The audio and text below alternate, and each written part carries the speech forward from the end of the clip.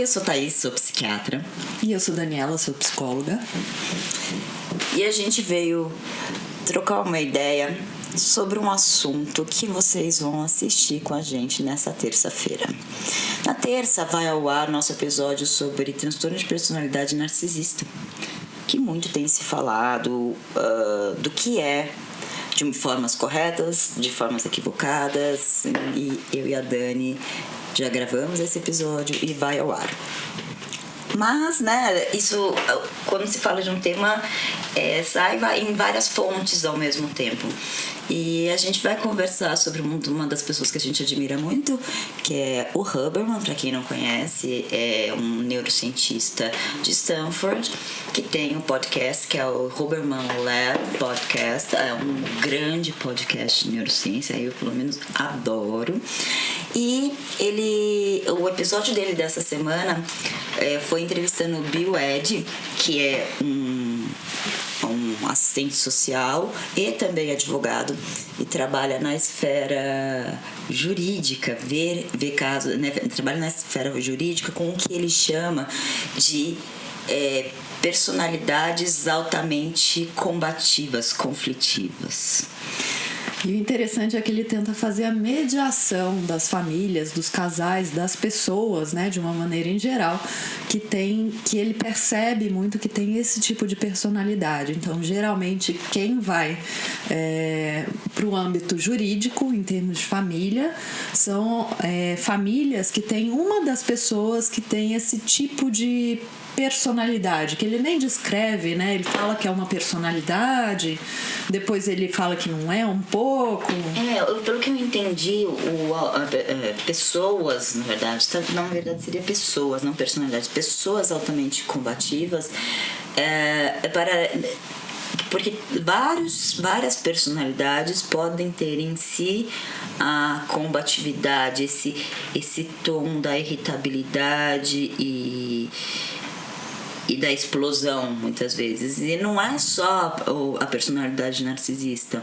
E também não é só transtorno de personalidade. Você tem transtorno explosivo intermitente, que você tem transtorno de controle de impulso, você tem personalidade narcisista, você tem o borderline, você tem as personalidades do cluster B, que a gente chama. Então, para não deixar em uma só questão, numa característica, num diagnóstico só, ele deu esse nome que eu achei muito interessante. E a gente vê várias pessoas, né, que têm essa característica de uma certa rigidez, de uma densidade, e que é a sensação que eu acho que dá quando a gente tá com essa pessoa, é que ela tá sempre te empurrando de alguma maneira, ela tá sempre invadindo o seu espaço, te empurrando e sempre colocando a culpa nos outros, no mundo. Então a gente pode perceber que é uma pessoa muito mais voltada para fora do que para dentro. Toma pouca responsabilidade para si mesmo, né? A autorresponsabilidade, né? Então eles observam o ambiente, algo não deu certo. Às vezes falam assim, nossa, o que aconteceu no meu processo para isso dar certo, que não deu certo. Então é uma autorresponsabilidade, sou eu, e se eu detecto algo em mim, eu mudo algo em mim. Essas pessoas, elas não têm isso. Quem foi que fez coisa errada e que atrapalhou o meu caminho até o objetivo final. E aí a culpa é do outro, né? E uma vez que eu coloco a culpa no outro, aí já tinha pouco espaço para olhar para mim. Quando eu coloco a culpa no outro, aí eu fecho completamente. Aí que eu não olho mesmo para o que de mim tá ali, né? O diálogo é sempre um apontamento. Não tem diálogo, né? Na verdade é isso. A gente pode começar a dizer que não existe diálogo, porque diálogo é de díade, né? Tem dois ali.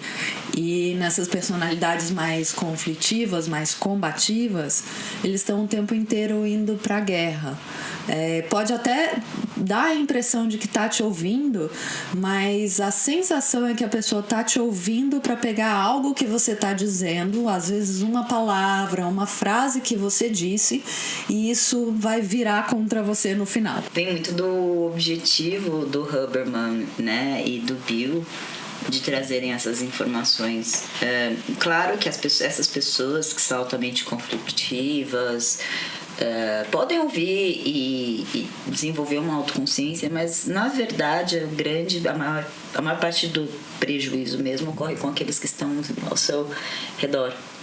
Então a proposta, né, desses dois comunicadores de falar sobre isso, como também foi a nossa proposta, né, Dani, de gravar o episódio de narcisismo, foi a informação para a população, a informação para todo mundo, para que, se você percebe que você está perto, você está ao lado ou muito próximo de uma pessoa com essas características, olhe com cautela, né, com bastante cuidado, mas tome as medidas que te protejam das coisas não se voltarem contra você, como acaba acontecendo. E um pedaço que eu achei bem interessante, que eu acho que vale a pena ressaltar, é que ele diz o seguinte, que essas pessoas muito combativas, se elas não têm atrelado junto um transtorno de personalidade, elas até conseguem rever os comportamentos, rever a maneira como fala, a maneira como faz as coisas, e conseguem mudar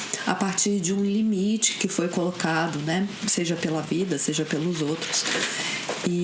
Mas, porém, contudo, entretanto, todavia, quando a gente tem um transtorno de personalidade associado a isso, é muito difícil que exista essa mudança. E gosto muito desse episódio, porque apesar do Bill Ed ser da área social, ele fala da área, né, o que eu entendi quando ele fala da área social, seria ele é um assistente social, né? O assistente social, para a gente na psiquiatria, ele é muito importante, ele nos ajuda muito, porque geralmente na psiquiatria as pessoas estão com dificuldades na escola, estão com dificuldades de emprego, estão com dificuldades de moradia. O assistente social é aquela figura que faz isso. E o Bill Ed foi fazer direito. E ele traz um olhar nesse episódio, então se você não ouviu ainda, eu recomendo. Ele traz a visão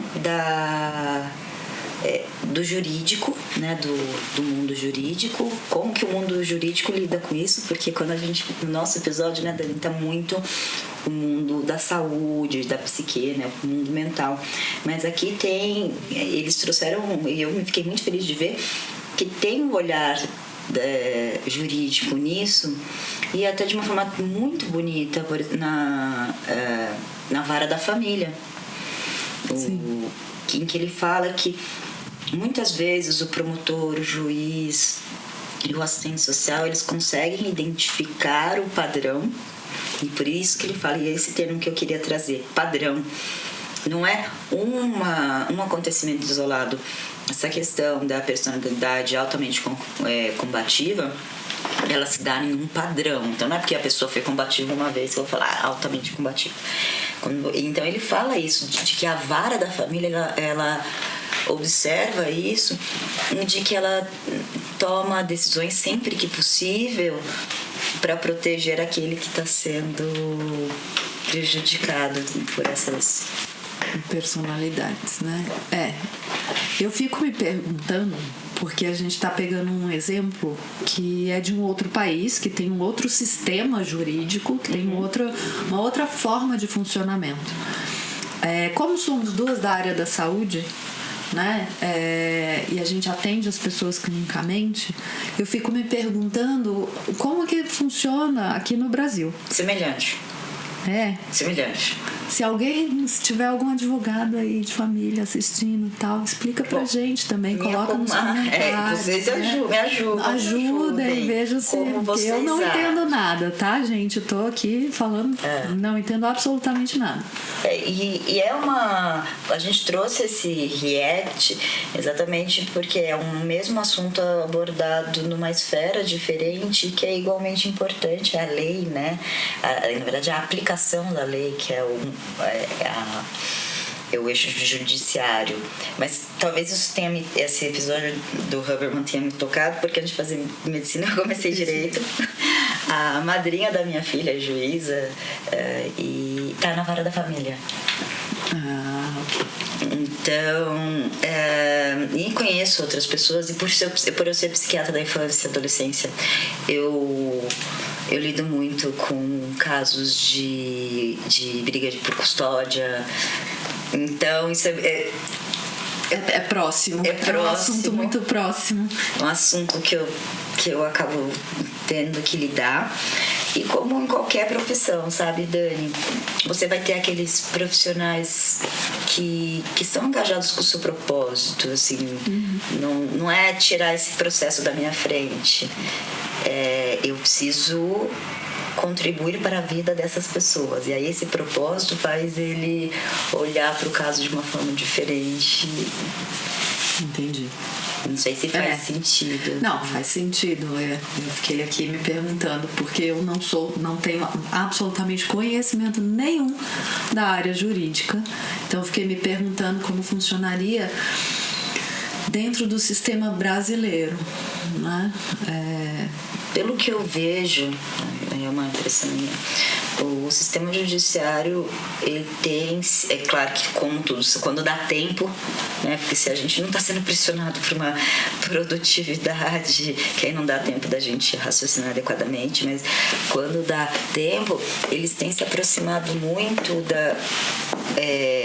dos comportamentos, do estudo dos comportamentos, tanto promotor, como eu te falei, promotor, agente de saúde, juiz, advogado de família, eles têm se aproximado muito dos psicólogos, dos assistentes sociais, dos psiquiatras, gerando essa troca que eu acho extremamente rica.